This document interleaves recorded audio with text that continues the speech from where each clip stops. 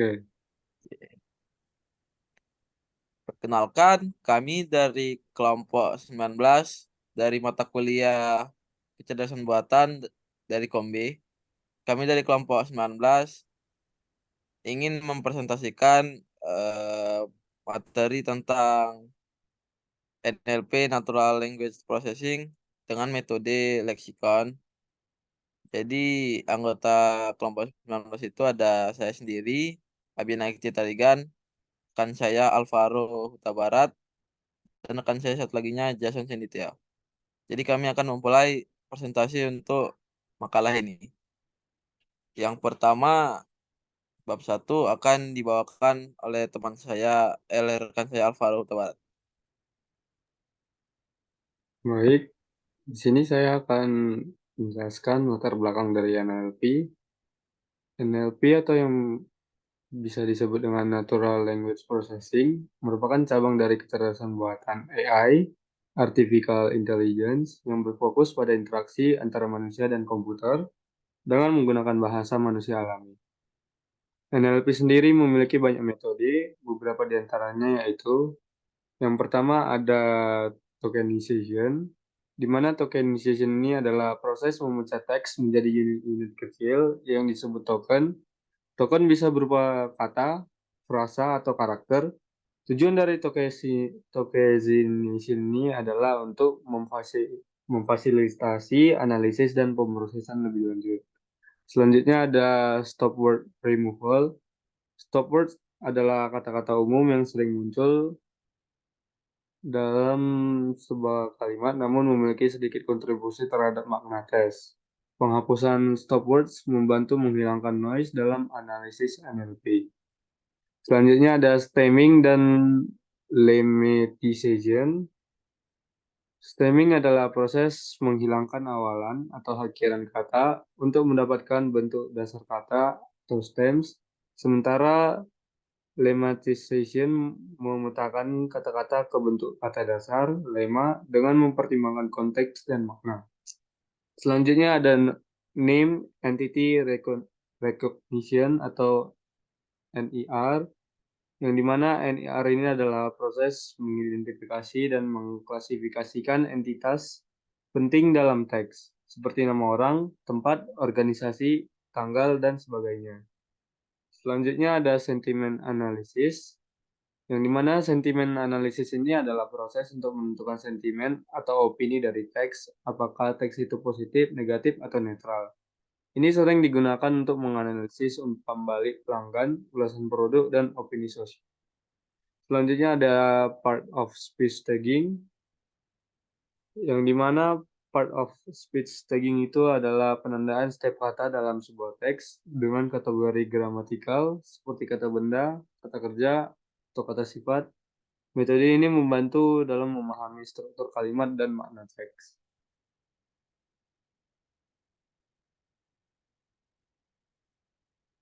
Selanjutnya akan dilanjutkan oleh rekan saya.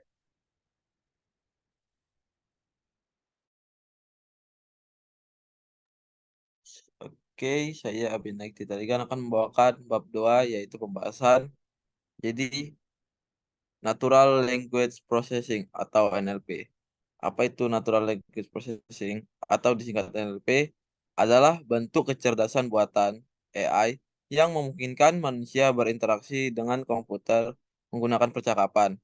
Ini membutuhkan komputer untuk mengenali apa yang dikatakan dan pada gilirannya, komputer dapat memproses perintah dan menjawab kembali orang tersebut. NLP diciptakan dengan menggabungkan linguistik komputasi bersama model statistik, machine learning, dan deep learning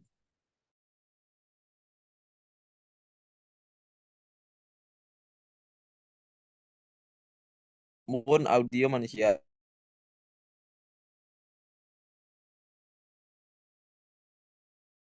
Maksud dan sentimennya. Natural Language Processing (NLP) adalah bagian dari implementasi kecerdasan buatan yang bekerja dengan gabungan beberapa ilmu lain. Setidaknya ada dua fase utama dalam proses kerja NLP, yaitu pengembangan algoritma. Maaf. Secara umum terdapat dua jenis NLP, yaitu Rule Based System, merupakan sebuah aturan linguistik yang dirancang secara teliti.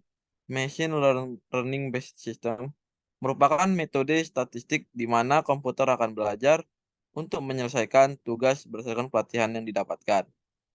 Pemrosesan awal data dalam NLP meliputi persiapan serta pembersihan data teks. Hal ini dilakukan untuk menempatkan data dalam bentuk yang diterapkan pada algoritma, sehingga komputer dapat menganalisis data dengan baik. Pemrosesan awal data dapat dilakukan dengan beberapa cara. Yang pertama part of speech tagging. Kata-kata ditandai berdasarkan kelas katanya, seperti kata benda, kata kerja, dan kata sifat. Yang kedua, stop word removal.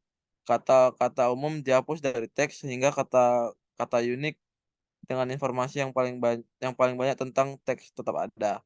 Yang ketiga ada lemmatization and stemming. Kata-kata direduksi ke bentuk dasarnya dengan menghapus awalan dan akhiran kata. Yang terakhir ada tokenization.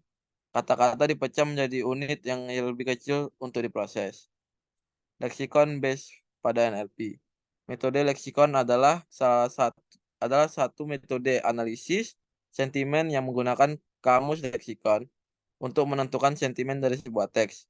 Kamus leksikon ini berisi kata-kata atau frasa yang memiliki sentimen positif, negatif, atau netral. Metode leksikon dapat dibagi menjadi dua jenis, yaitu metode leksikon base dan metode leksikon learning base. Metode leksikon base Metode leksikon base adalah metode yang paling sederhana dalam analisis sentimen. Metode ini hanya menggunakan kamus leksikon untuk menentukan sentimen dari sebuah teks. Pada metode ini, setiap kata atau frasa dalam kamus leksikon akan diberi bobot positif, negatif, atau netral. Kemudian, sentimen dari sebuah teks akan ditentukan berdasarkan jumlah bobot positif, negatif, dan netral dari kata-kata atau frasa yang ada di dalam teks tersebut. Selanjutnya, metode leksikon learning base. Metode leksikon learning base adalah metode yang lebih kompleks dari metode leksikon base. Metode ini tidak hanya menggunakan kamus leksikon, tetapi juga menggunakan teknik pembelajaran mesin untuk menentukan sentimen dari sebuah teks.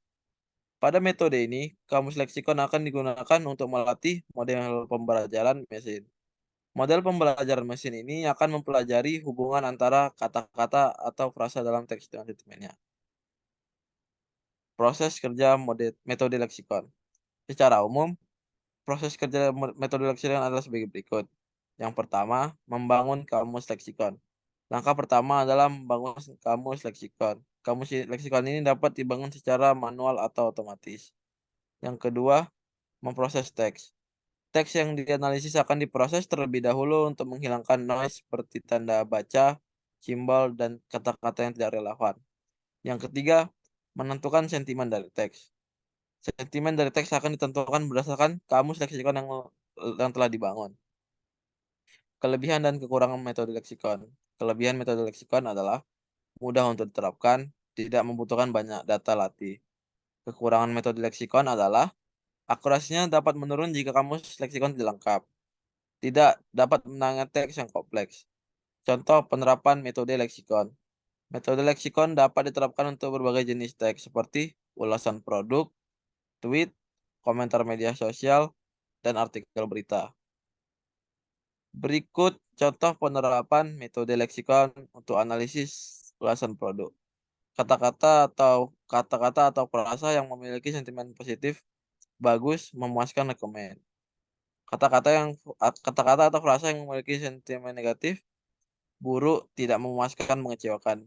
Dengan menggunakan kamus leksikon ini, sentimen dari sebuah ulasan produk dapat ditentukan dengan menghitung jumlah kata atau frasa positif dan negatif yang ada di dalam pesan tersebut. Berikutnya akan dibawakan oleh rekan saya, Jason. Baik, di sini saya akan menjelaskan tentang studi kasus yang kami pilih, dan dalam penelitian ini bertujuan untuk menghasilkan data analisis sentimen berupa komentar pengguna terhadap layanan GoPay melalui platform Twitter dengan menggunakan metode lexicon base. Proses crawling yang dilakukan dengan mencari kata GoPay untuk mendapat data yang berupa kalimat yang akan diolah. Setelah mendapat data yang akan diolah, data yang terkumpul berjumlah 1210. Data crawling tersebut kemudian melewati tahap pre-processing untuk mengubah data yang masih mentah menjadi data yang siap diolah. Data mentah tersebut akan melewati proses normalisasi kalimat, cleansing, menghilangkan angka, emoticon, dan tanda baca, scaffolding, filtering, dan tokenizing. Pada akhir proses akan diperoleh term document metric atau TDM, dan pada penelitian ini terdapat frekuensi data dari 1210 tweet yang menghasilkan 3047 data. Setelah mendapatkan TDM, akan dilakukan pelabelan kelas opini atau sentimen, yaitu memberikan label pada kalimat atau dokumen ke dalam kelas positif atau negatif. Dalam penelitian ini digunakan algoritma lexicon base dengan cara menghitung skor sentimen positif dikurangi skor sentimen negatif di dalam kalimat. Hasil kalimat dengan skor sama dengan atau lebih besar dari 0 akan dilabeli positif. Sedangkan hasil kalimat dengan skor di bawah 0 akan dilabeli negatif. Berikut adalah contoh frekuensi kata positif dan frekuensi kata negatif. Selanjutnya, data akan diklasifikasikan menggunakan SVM. Proses klasifikasi menggunakan bantuan aplikasi WK. Kernel yang digunakan yaitu kernel linear dan kernel polinomial. Setelah proses klasifikasi selesai, akan didapatkan confusion matrix. Dari tabel confusion matrix tersebut dan dengan kernel linear didapatkan akurasi 89,17% dari perhitungan tersebut, presisi sebesar 91,5%, dan recall sebesar 94,58%.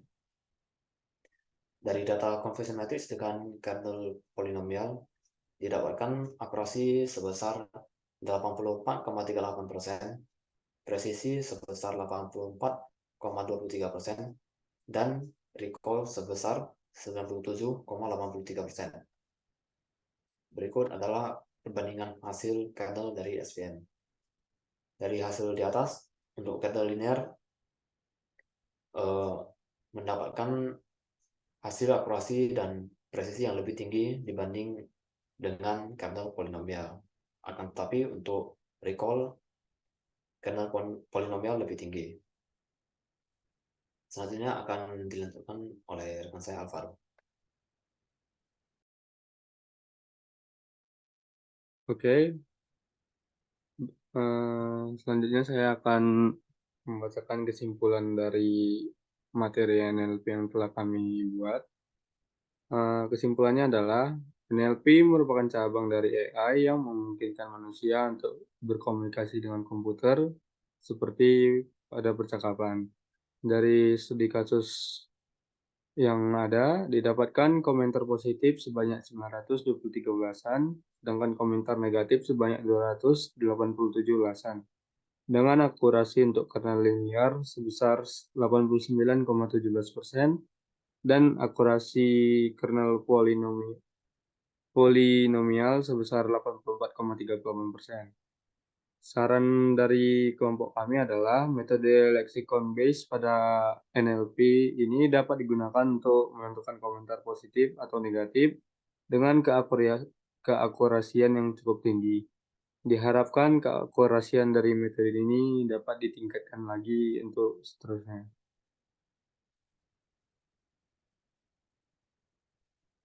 Berikut pemaparan dari kelompok kami. Lebih kurangnya kami mohon maaf apabila ada kesalahan kata pada saat presentasi. Sekian dan terima kasih. Sekian, terima kasih.